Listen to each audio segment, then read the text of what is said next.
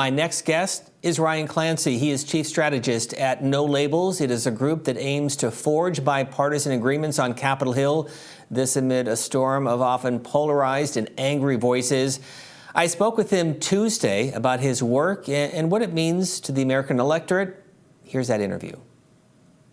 Ryan, thank you for joining us. And I want to begin with first your thoughts about the midterm elections and where that puts the two parties and whether this provides more of an area for compromise as we go into 2023. Yeah, thanks, Stephen, and thanks for having me.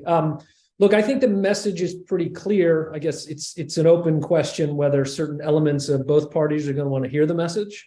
But look, as we go into the next year, you got a Republican House and a Democratic Senate. So everybody should just be very clear on what the implications of that is.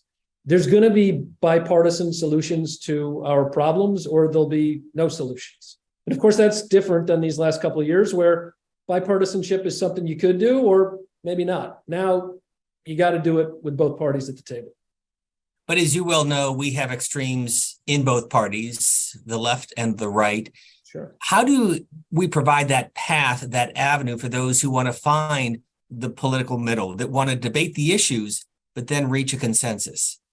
Well, part of it is if we're just talking about Congress, No Labels, of course, is the force behind this group, the Problem Solvers Caucus, 50 plus members in the House, evenly divided between the parties. Now, look, there's been a lot of reporting about how, for example, Kevin McCarthy, with a very narrow majority in the House, is going to have a lot of trouble corralling some of the more extreme elements in his ranks. And maybe he won't be able to get enough votes to do things like raise the debt ceiling or other critical legislation. So he's got a ready-made group of members on the other side who will work with him if he wants to reach out and work with them. But as you well know, we have some major issues that need to be addressed, probably domestically, none bigger than trying to get a grapple on a $30 trillion national debt. It takes leadership to make some of these changes. Do we have that in this country? Probably not yet. If we're honest, over the course of the last couple of years, neither party has sort of covered itself in glory as it relates to dealing with our debt and deficits. But it does seem from our conversations with some of our allies in the House and Senate that there's a recognition that we have gone so above and beyond, for good reason in a lot of cases, because of the COVID emergency, what we've typically spent. We have got to get a handle on this, especially with interest rates going up. So there has to be, I would argue, an incentive for elected officials to kind of reach that middle ground, that area of compromise. What would it take? Well, obviously, the strategy of some on the right is the incentive would be we're going to threaten the full faith and credit of the U.S. government when it comes to the debt ceiling. But I think ultimately what it's going to take, absent some of these forcing mechanisms, is this broad majority of the country that is so repelled on both sides by the extremes. They have to get engaged. They have to pressure their members in the same way that the extremes pressure theirs. That means phone calls, emails, making clear they want a different kind of leadership. That, of course, is something No Labels does quite a bit of with our citizen community. So what's the secret sauce of the Problem Solvers Caucus? How does it work? There is no secret sauce other than this. It's relationships.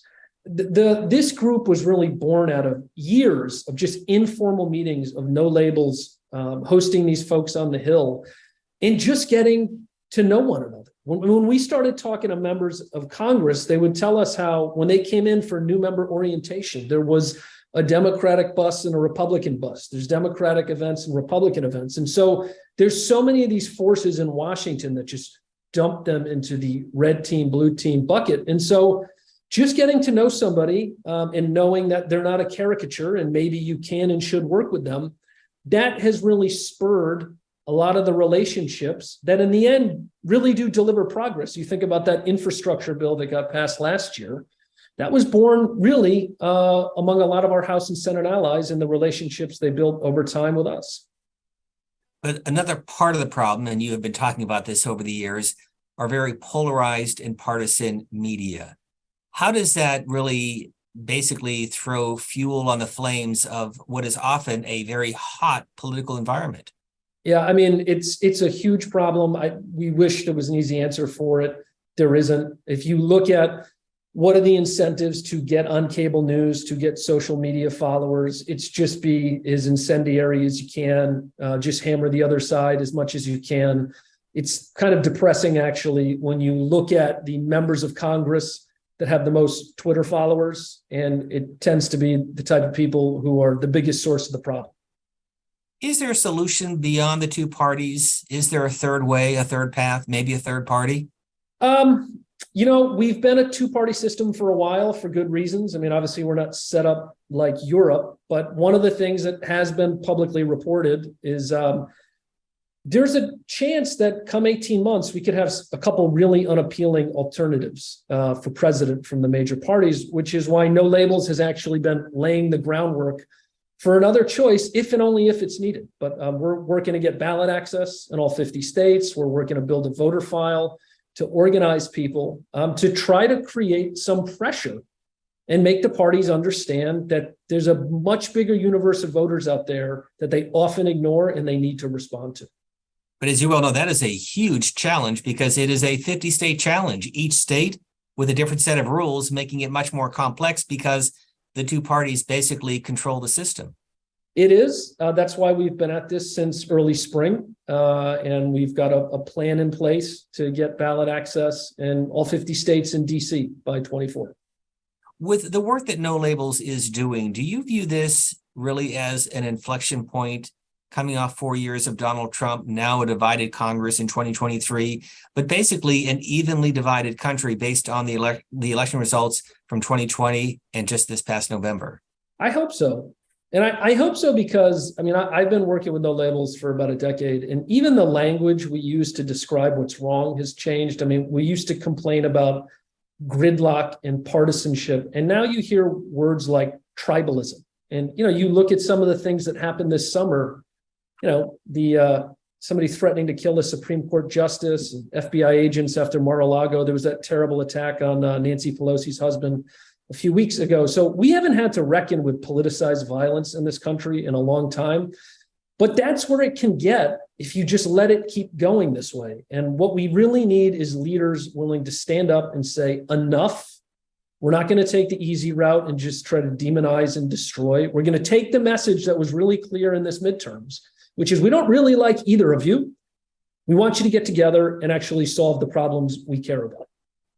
So is the country more extreme, or are the extreme cases just getting the most attention? I think it's a lot more the latter. The polling we're looking at, people have described the exhausted majority is one of the terms we've seen. But most people are trying to live their lives, go to school, go to work, pay their mortgage, pay their rent. They don't have time to be on Twitter 6 hours a day. But those are the people who get the most attention. And so I think the good news story here is the exhausted majority is starting to wake up. And the more that they show up, the more they're going to marginalize the extreme voices because numerically, they are a lot bigger. Ryan Clancy is Chief Strategist for No Labels, joining us in Washington. Hey, Ryan, thank you for being with us. Thanks for having me. In that conversation from earlier this week, it brings us to an end of what has been a week-long series, A More Perfect Union. Thanks for joining us in this final installment. And of course, we want to thank our speakers for sharing their important and diverse perspectives. And thanks to you, our audience, for joining us.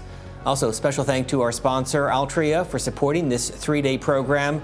If you missed any of today's program or previous programs throughout the week, we'll have the videos up on our website shortly. Until next time, I'm Steve Scully. Thanks for joining us.